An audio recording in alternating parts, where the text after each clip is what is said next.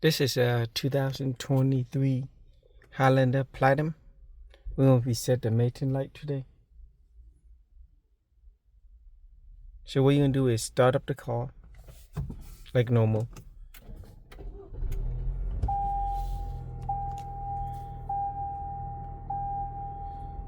And you can use these control here.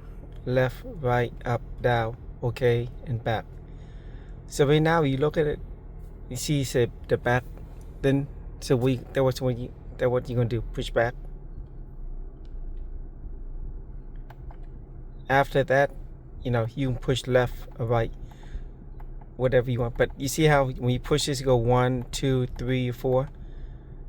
So it doesn't really matter what you put in. Just say you want to put in 2. You hold down enter. After that, just scroll down until you go setting. I'll go back up. Push that. Go down.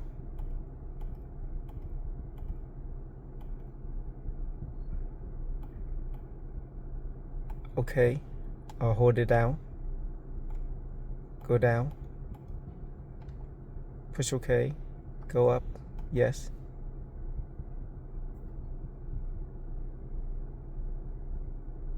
After that, go down and do all mating till. Yes.